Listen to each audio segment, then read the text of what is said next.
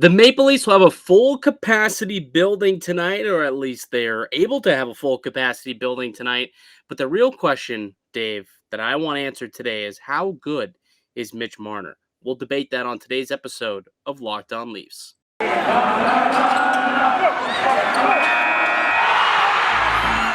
You're Locked On Maple Leafs, your daily podcast on the Toronto Maple Leafs. Part of the Locked On Podcast Network. Your team every day.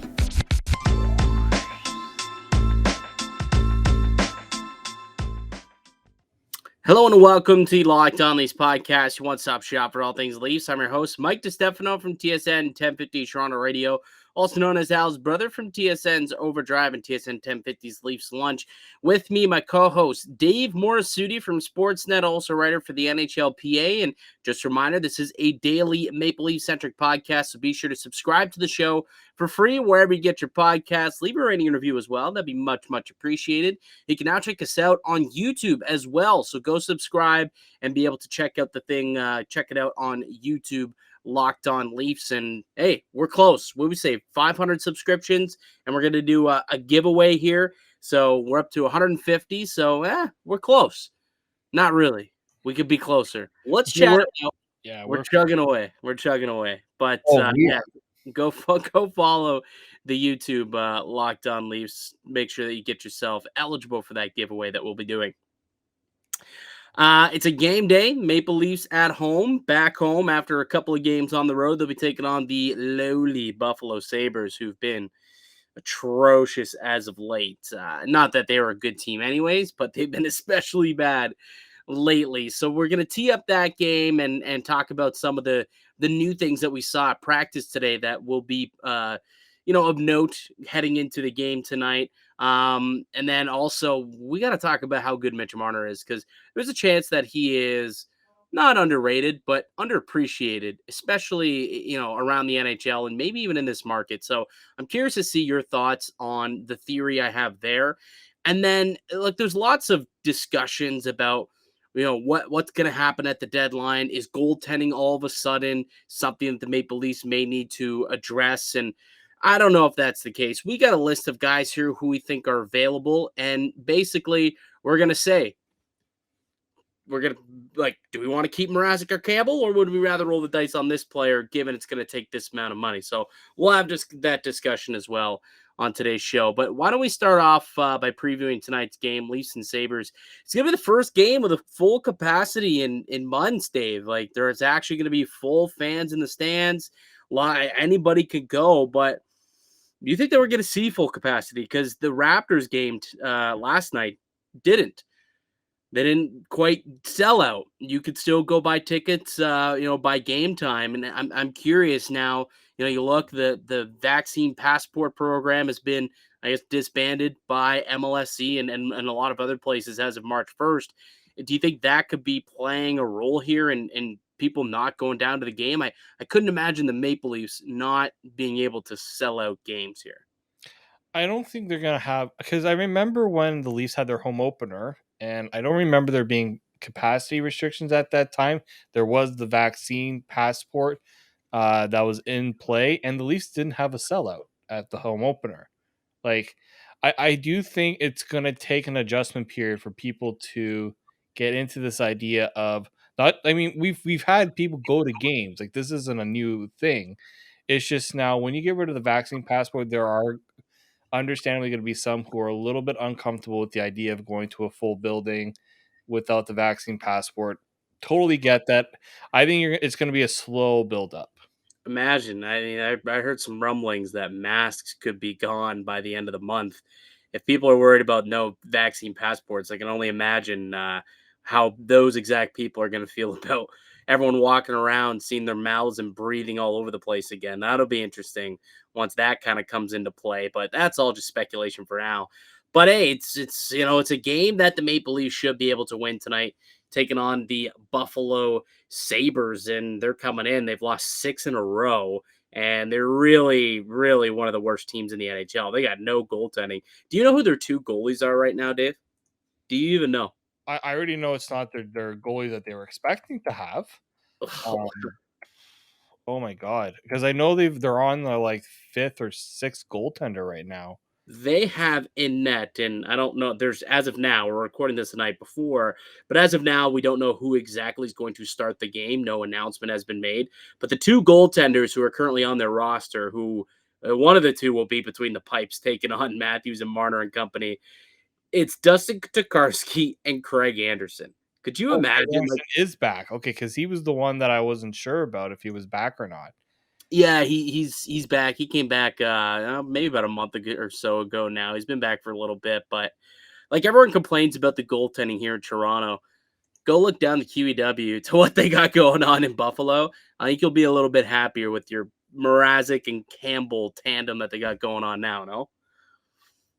Yeah, I mean, I think they were gonna go in with a tandem of like Aaron Dell and Craig Anderson to start the season, and I'm just like, yep, that's gonna work out really well for them. Granted, they're basically in full tank mode, whereas Toronto wants to compete for a Stanley Cup. I mean, I said that as a joke, obviously. I don't want people like, oh, well, look at the difference. But yeah, it's just goes to show that this is going to be an interesting situation tomorrow night. We got the Maple Leafs who are scoring goals at will right now. I mean, they just put up 10 goals on the Detroit Red Wings. Maybe they could put up another 10 spot here at home against the Buffalo Sabres with the first, full attendance in a while there, but we'll see. But it's going to be it should be an interesting game. I mean, Buffalo is not a very good team. Like I said, they have 16 wins all season. They're coming in. They've lost 6 in a row. But the interesting thing about tomorrow night's game is Petr Mrazek is getting a start, and it's the first time all season that he'll be making consecutive starts here for the Maple Leafs. We both said that has to happen. Coming off the win against the Capitals the other night, we anticipated this to happen, but it's the first time that Sheldon Keefe has actually done it. We thought it would happen in Detroit, and he decided to go with Campbell to blow up in his face. I think he's realizing now that I think he really does have to give Mrazek a run here and see what he could do because he's given Campbell so many chances, lots of opportunities to get his game back and try and get the net back. And it just hasn't really happened. And now I think Petr Mrazek, it's his turn to try and get the net and maybe become the starter, or at least get the bulk of the starts. I don't think we'll have a clear-cut starter, but at least he's the guy who maybe you roll with if you're rolling with the hot hand here. It's funny because I was listening to Kipper and Bourne on the Fan 590, and Curtis Joseph was on, Mm. and he said he talked about a few things when it came to the Leafs goaltending and like Campbell's struggles. And one of the things he said was, for a goaltender, sometimes it takes 100 shots to build up your confidence, but only one bad goal to let it have it all go away. Mm. Like, Yeah. I found that to be so interesting. He said that, with the issue with Campbell letting that one goal in with where he tried to play the puck and it didn't go his way, like it's very easy for something like that to just go blow up in your face and then you're just lost. Yeah, that seems to be the case with him too. You can think back to a few games ago. I want to say was the game against Columbus. He had a real Yeah. solid first period, a really solid first period, and then it kind of blew up a little bit in the second and third period there once he allowed like one bad goal and then it was another and it's like, "Uh-oh, this guy doesn't have it." And then obviously we saw what happened against Detroit on Saturday. So yeah, I think I'm hoping that Campbell finds his game. I really do. I think he'll be better than what he's been in the past little bit. But for now, I think it's up to Petr Mrazek. He has an opportunity at the very least to take the ball and run with it, but he's got to do it. He hasn't done it yet either himself. I think that's kind of the sad thing is that both goalies, when you bring in two goaltenders and you expect to have a tandem, you expect for them to push each other, internal competition. They've both kind of imploded here, and we're at a point where it's who's gonna suck worse because that's who's going in net, and maybe Mrazek can build off of the win against Washington in tonight's game against Buffalo. Did you happen to get a look at the new D pairings as well? I sure did. That was So yeah, I'll just quickly tell the listeners and viewers what the D pairings are, and then you can tell me your thoughts on them quickly. I put me in a bit of a mental pretzel, not gonna lie. I was like, huh, that's interesting. Morgan Rielly on the top pair with Rasmus Sandin playing top pair right side defensive minutes. That should be interesting.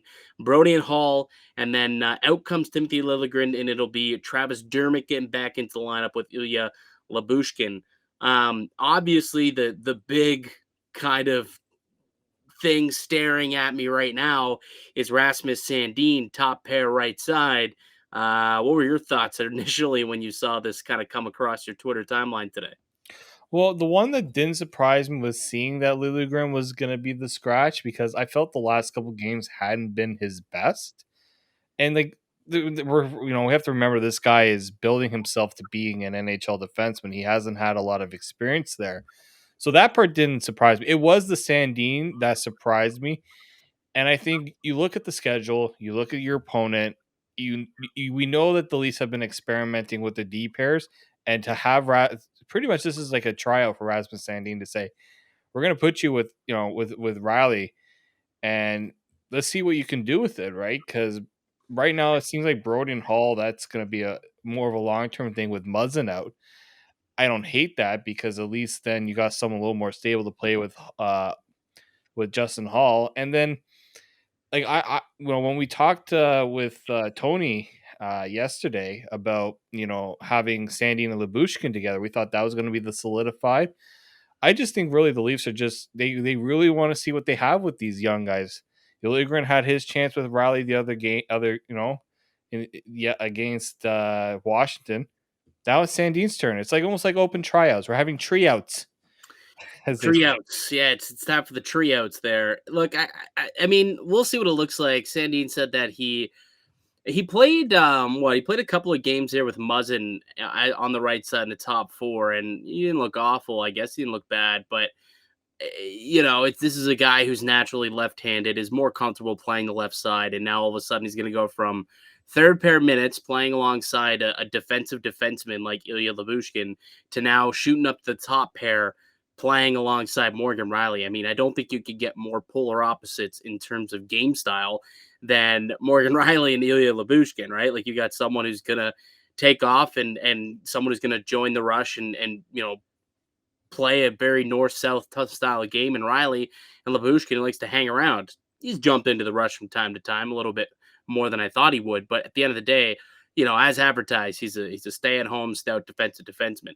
So the weird part to me is just the fact that it's going to be such a stark contrast from, I guess, him playing with Labushkin the last couple of games to now going up. Not only is he playing his offside on the right, but also playing with a guy, a big time puck moving defenseman in Morgan Rielly. I mean, if they both activate, I think we get to a point here where we got two wingers up at the point because both those guys end up pinching in and, go down low to try and make some plays. I don't know. I'm just playing, but it's going to be interesting to see how that tandem kind of works out. I don't know if I see that as a long-term fit, but you're going up against a team like Buffalo. You don't want to say that it's a gimme game, but these are the games where you can experiment. And worst case scenario, we know that Dermott can play on the right side as well. You can flip Dermott. You can play him in that game. Maybe you move Labushkin up with Rielly if it doesn't go very well, and then you put Sandin and Dermott together. They've been a decent pairing throughout the course of the season. So I think this will be it to start. If it doesn't go well, you can always finagle it and change it if you really need to. If you're getting shelled for whatever reason by Buffalo of all teams. But this is the game. You're right. These are the experimental games for you to do some different things here. Matthews wasn't at practice today either, but according to Sheldon Keefe, that was just a maintenance day. But also said that Andre Kasha is day to day and might not play tomorrow. I guess he'll be a game time decision. But Kasha, not the stomach bug that's been going through the room. It's something else. I don't think he said what it was. I think it's just undisclosed is what I heard. But day to day is the designation on Kasha as of now. So I would assume that means that Robertson will stick around, Engvall sticks around, and we get 4 minutes of Nick Robertson again. Woohoo! That's the tough one there, right? Because I mean, I think they're gonna keep Engvall up with Kasha and Mikheyev just to get that. I like him there. Like, he fits there. He's Yeah, he does. played well in a bottom six role all season. I don't think he's someone who's going to come out of the lineup, but more so, it's just, I What's mean, wrong? Robertson, what are you doing having him play 5 minutes and 32 seconds in a game? It's just bad for his development. I don't know what they're doing there. They got to figure that out real soon. Hopefully, Kyle Dubas went down, was like, yeah, if you're going to have this guy in your lineup, we got to play him. Come on. But, like, you just saw all the experimentation that they're doing with the D pairs. Yeah, move him up to the top 6. Why yeah, exactly. Like, why aren't you afraid to give Nick Robertson, if you're going to give Rasmus Sandin and Timothy Liljegren what I think are harder assignments, like, I'm pretty sure you can tell John Tavares and William Nylander, hey, let's take this guy under your wing a little bit here and give him a real shot of what it's like to be in the top 6 in the NHL. I think they want, for some reason, to they want Robertson to earn it, but he's not going to earn it with 5 minutes of ice time. No, Uh, not at all. So we'll see what ends up happening there. But yeah, Leafs Sabres tonight. That game will be at 7:00 at Scotiabank Arena in front of what could be a full crowd, but there'll definitely be a good crowd. Hopefully a loud crowd who'll be treated to a solid game. All right, coming up on the other side, we got to have a conversation about Mr. Mitch Marner, who adds another accolade to his career, to his all-star level season that he's having, despite not being at the all-star game, which now in hindsight seems absolutely insane. But that's what's coming up next here on the Locked On Leafs podcast. But before we do, let me tell you about one of today's show sponsors, and that's Built Bar. This is the time of year that I've pretty much given up on all my New Year's resolutions, but not this year. I'm going to stick to it. Going to stick to my resolution. I'm going to eat right, and that's thanks to Built Bar.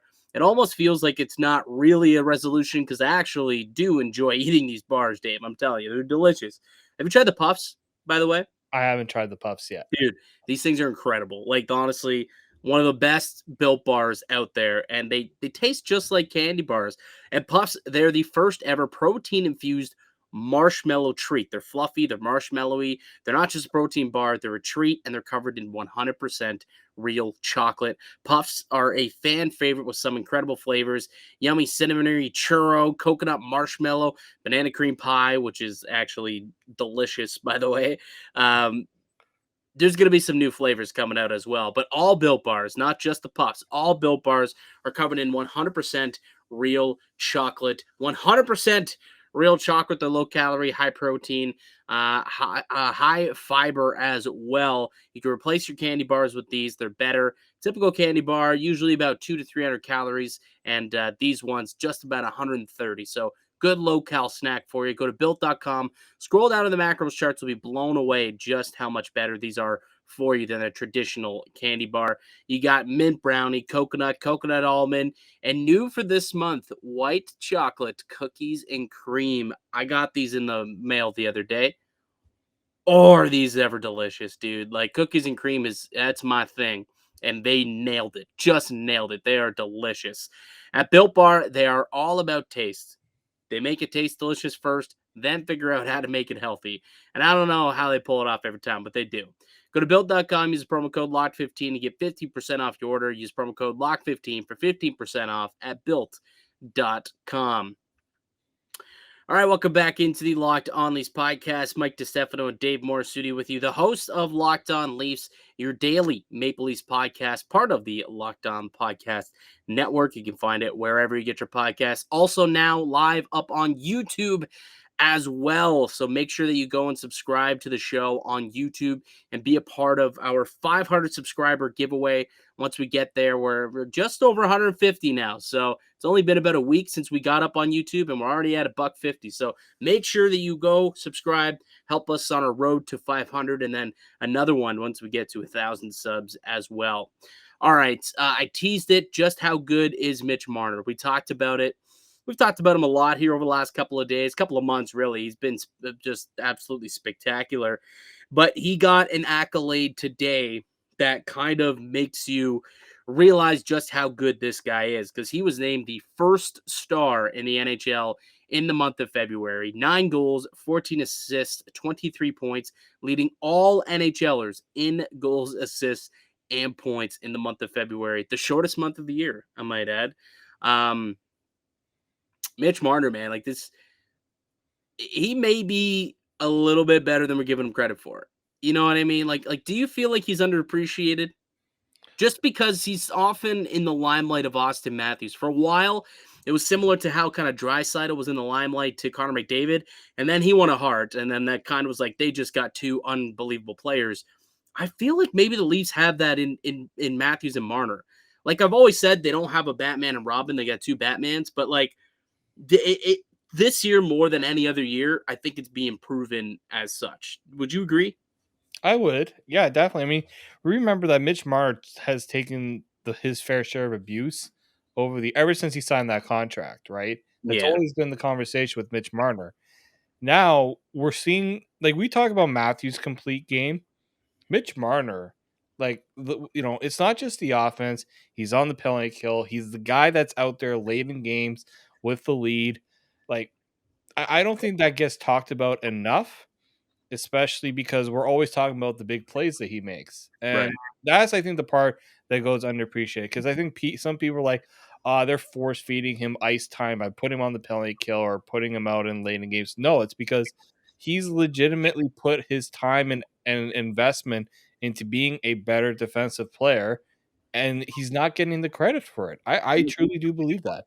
Because he gives the Leafs a better chance to win while playing that role because he's so effective in that role. It has nothing to do with pushing minutes. That's such a nonsense thing for people to say. And I really do think that he's really taken his game to the next level because we've seen him get a little streaky, get a little hot. We've also seen him get cold. Like let's also make that distinction as well. We've seen this guy go ice cold, and earlier in the season that was the case for a moment in time. But over the last like 6 weeks, since January 15th, actually, he leads the entire NHL with 35 points. Austin Matthews is second with 30. The next best is Kachuk with 27 points. So he's leading leading the league by a large margin when it comes to offensive production, and also leads the NHL in goals since that mark as well. Like it's just he's taken his game to another level, and it's the consistency in which he's been able to produce over the last, I guess, 6-7 weeks or so that to me has been kind of most astonishing and most eye opening to suggest that maybe this guy is better than we're giving him credit for. I mean, I know I'm kind of putting you on the spot right now, but going into the season, where do you think you had Mitch Marner among the league's top? Was he a top 10 player, 15, 20, 25? Like, where did you have him at the midway, at the beginning of the season? And then, like, where do you have him right now in comparison? I had him in about the 10 to 20 range. I didn't have him as a top 10 player just because it's really hard to crack the top 10 in the NHL, given the different positions and guys that have really like emerged. The season he had was okay by his standards, but I think he probably would say he expects more out of himself. This season, he's definitely pushed himself up, right? I think the slow start, some people are gonna keep him lower just for that reason. But I think, yeah, I definitely had him in the 10 to 20 range, maybe closer to 15 if I'm going to give like around an area where he was. But yeah, I think the way he's elevated his play with Matthews and the way they've been dominant together and the ways that he has helped the Leafs in different areas definitely deserves a nice little boost there. Who's been the better? I don't know if I want to put you on the spot there for that one, but like, All who's right. been the better player this season to you? I mean, if you had to pick, if you could trade straight up Mitch Marner for Jonathan Huberdeau, would you do it? Oh, that's a good one. See, the thing is people are going to look at that Jonathan Huberdeau's contract and say, "I'm taking Jonathan Huberdeau." Yeah, fair enough. But even if you don't even take contract If you put who's the contracts better aside, player?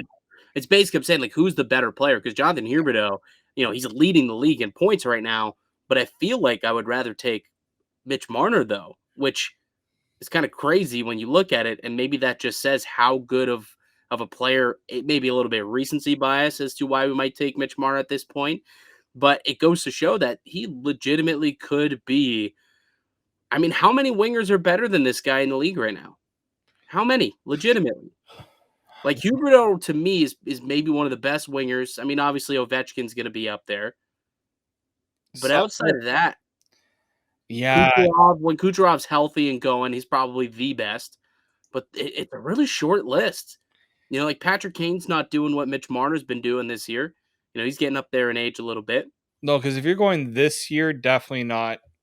I mean, some people might try to put Kaprizov in there, but I don't think Kaprizov affects the game like Mitch Marner does in terms of his all-around ability. But I mean, Kaprizov has kind of had to be the guy for Minnesota. Some have maybe would say Mikko Rantanen Yeah. because I mean, his Colorado has really needed him with guys being in and out of the lineup, and he's been in and out of the lineup too at times. He's got that size. Like he's got that size that people love to see. There was a time where some people would have said Artemi Panarin too, but he's kind of taken a little bit of a back seat in terms of like I think he's still really good. He's Well, Panarin's what, 30 maybe? Like Panarin might be up into his 30s he's at 30 right now. Yeah, so Artemi Panarin could be on the decline of his career, whereas you got Mitch Marner, who's 24, 25 years old. Like I mean, age is such a big one too. Injuries like Mitch Marner's pretty durable. Like the shoulder injury wasn't even his fault. Like he got hit by his own teammate. Like I can't really I can't really fault him for that one. Yeah, so I think Mitch Marner has deservedly moved up in a lot of people's eyes, and I think it's only going to get better for him because he yeah, hasn't reached the prime of his career. He's just kind of starting to get there. yeah, I completely agree. Like I think to answer the question that I asked you, just to be fair, I think I had him in my top 20, probably like 18th or so. I think I ranked him. We did like a top 50 rankings here on the network. And I believe I had him in the high teens, where now I think I have him in the low teens. Like he's really is approaching top 10 status. I don't know if I could put him there just based on, I think there's just like McDavid's already up there, Draisaitl, Matthews. I mean, you've got a goaltender. Makar is up in that boat right now. There's just so many players, but then there's Mitch Marner, who this season, uh, he's honestly, what's he averaging points per game? Like he's got to be up there in points per game too, because he's had an injury this season as well, and has been able to crack the top 15 in points. He's averaging 1.27 points per game this year. Crazy. That's really good. Like in at a time where not many people are able to do that, especially when you're going up against the tough competition on a nightly basis. Yeah. No, exactly. 100%. And playing alongside a guy like Austin Matthews certainly doesn't help. But I Doesn't mean, this guy's scoring a lot of his goals from in tight too. He's scoring in a bunch of different ways. He's not just getting lucky. He's earning some goals by going to the net and pouncing on some rebounds. He's playing some solid hockey and deceptively like a really good stick. Like we didn't talk about this much yesterday, but I want to just I guess highlight it and give it some love. But the opening goal in the game against Washington, to set up Michael Bunting. Like he just goes in on the forecheck, and it seemed like the defenseman was just kind of lazily thinking, "Okay, I got time." Went to go and recover the puck in the zone when it's got dumped in, and Mitch Marner just like reaches out, lifts the stick, and then says, "Thank you very much." Takes the puck, swings it up to Bunting, who's just cutting to the net, perfect timing, and there you go. Bob's your uncle, leaves her up 1-0 early. And it was just like a deceptively good stick, and that's something that he's always been good at, even on the penalty kill, like breaking up plays or pressuring guys with the puck high in the point and forcing those turnovers on the PK and going in on 2-on-1s and breakaways and having all those opportunities. Yeah, he really he's flourishing, man, and I think he's a lot closer to a top 10 player at this moment, whereas earlier maybe he was only seen as a top 20-ish player. He's quickly getting into that top 10 category. Might not quite be there, but I think he's definitely close. Um, man, we just keep running out of time here, Dave. We teased this now for a couple of shows. Maybe we kick the can one more show. The goaltending conversation. Do you think maybe we do it tomorrow? Yeah, I think so. Because this could be a Leafs just dominant effort. We might not have much to talk. I mean, we'll see. I think we can hold off on the talk because Well, let's here's just be real here. The Leafs aren't making a trade for a goalie anytime soon. yes, exactly. That's at the end of the day. I think that's why like it's not a pressing need for this team, which is why we have a list of goaltenders that like if the Leafs were in the market, I don't think they're in the market. I really don't. I think this team is going to ride and die with the guys they have in net. I think best case scenario Campbell finds his game. Worst case scenario, you're rolling with a tandem and you hope that someone gets hot and whichever one it is. But I would be shocked if somebody not named Campbell, Mrazek, or somebody who's within that organization on this day today is starting games to them in the playoffs or anytime after the March 21st trade deadline. I really don't think that that's going to happen. So I just don't see that. Like there's so many needs, and not many teams really go out. I mean, I think Vegas was really the only one I've seen really push to get that goaltender at the deadline, even though many didn't think they really needed it until an injury came up. That's really the only time I feel like you need to really consider the goaltender conversation when you legitimately don't have two guys. unless you're Edmonton, where they have zero guys.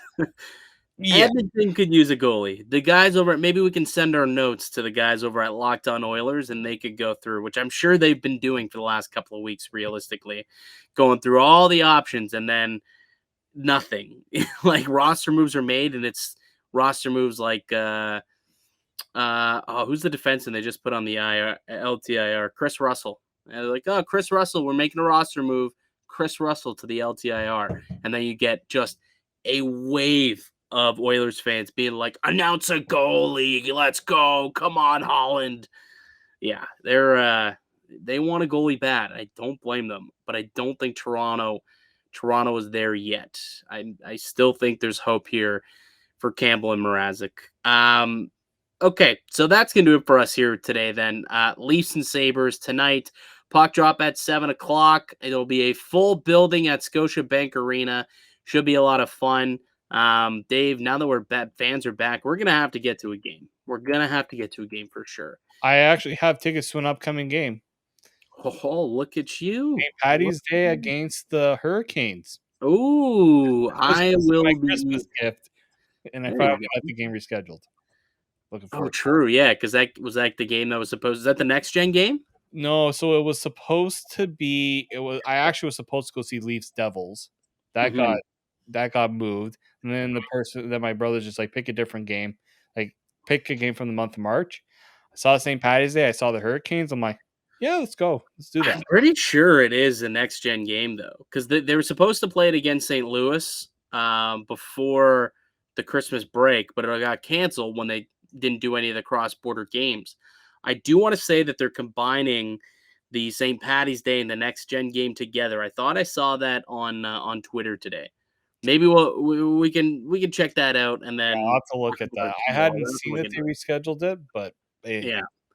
you don't know. They things are always in flux with the way that the NHL schedule has been done. Well, Carolina always plays the next gen game against the Maple Leafs, and it's always a hell of a game too, like insanely high scoring. So either way, I think it'll be a fun game for you to go and watch. So I'm happy, but we're both going to have to go and watch a game at some point here.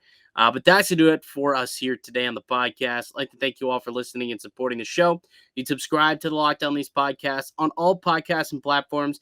You receive daily Leafs content. Follow myself on Twitter at Mickey_Canuck.